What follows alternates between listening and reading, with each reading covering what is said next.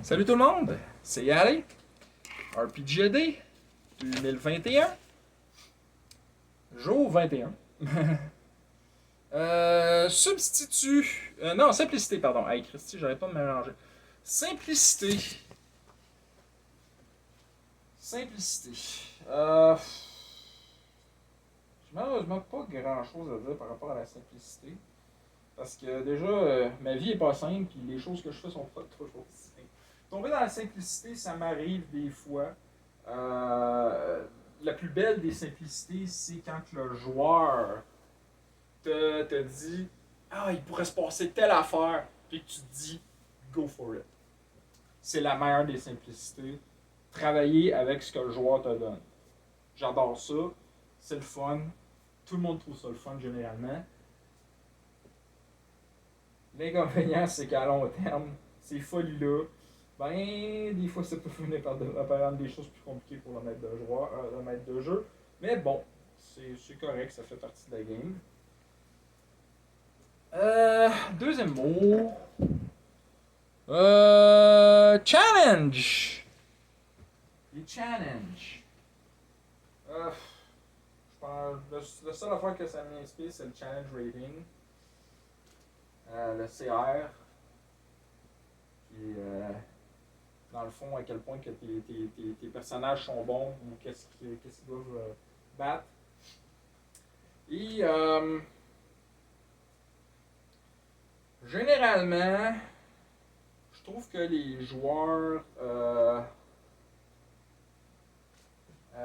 dépassent toujours le challenge rating que qu'est-ce que les calculs de base font. C'est toujours ça. Un joueur, un tant soit peu, est habitué, efficace, connaissant les règles et sachant jouer, va être capable de rendre un encounter qui a l'air bien balancé à un truc complètement bon pour les vidanges. Fait que j'ai pas grand secret à donner là-dessus parce que c'est juste une question d'habitude. Moi-même, je me trompe souvent. Fait que j'ai le challenge rating, c'est difficile, c'est compliqué. Il n'y en aura pas de facile avec ça.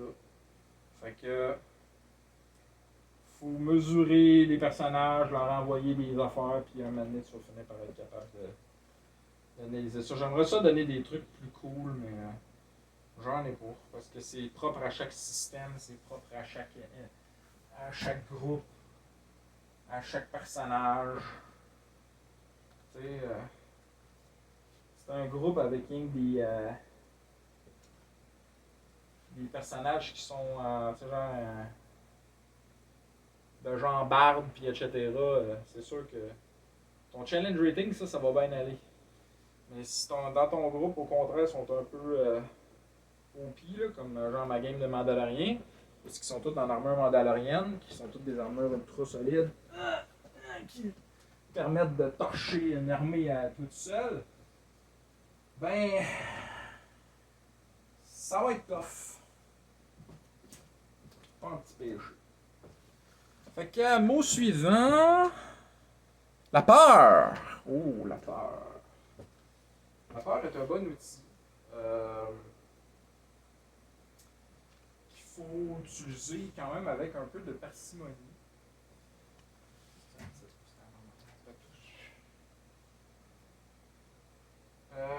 La peur.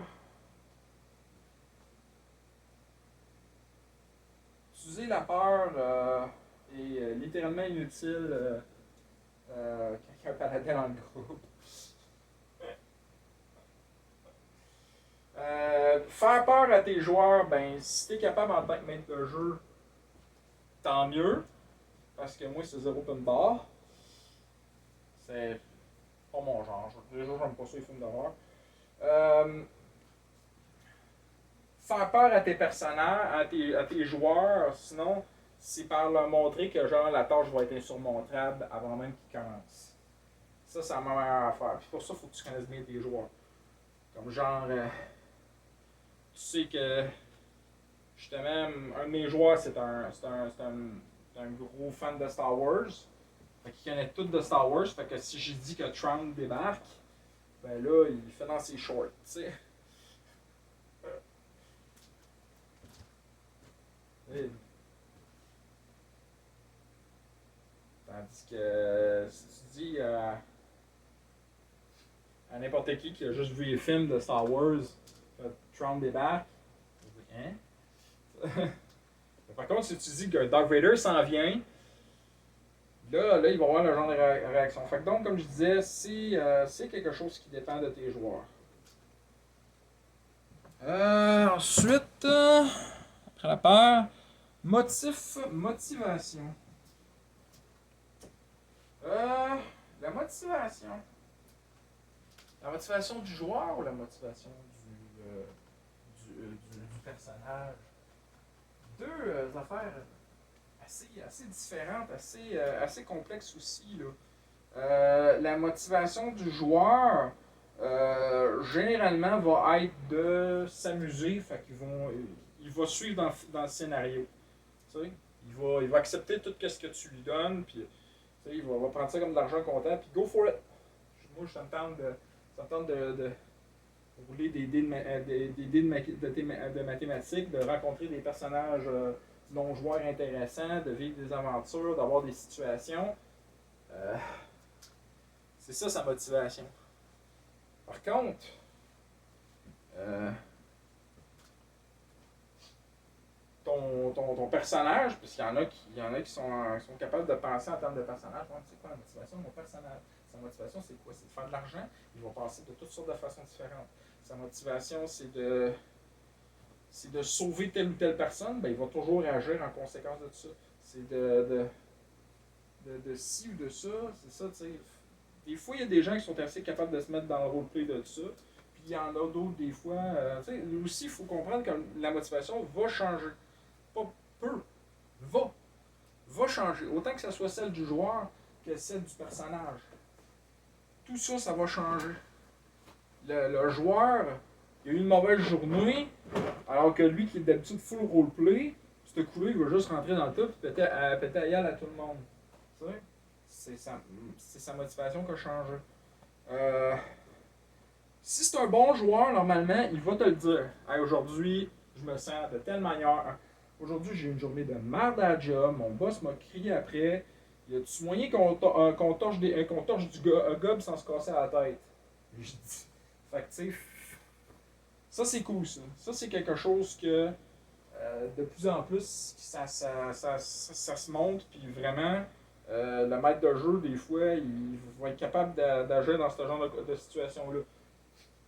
Toujours des compromis, c'est toujours correct. Je- moi, je suis du genre, ok, on est là pour amuser les joueurs, fait que je donne aux joueurs ce qu'ils demandent. À moins que vraiment vous êtes dans une situation. Ah, moi, je serais dû pour du gros roleplay. C'est parce que vous êtes en plein milieu d'un combat dans une arène. Écoute, puis c'est toi qui te bats, là, tu sais. Si tu serais dans l'arène, je dis pas. Tu sais, si tu serais comme spectateur, je dirais pas, là. Je dirais, ok, good. Là, tu es obligé de dire, ok, regarde, je vais voir ce que je peux faire.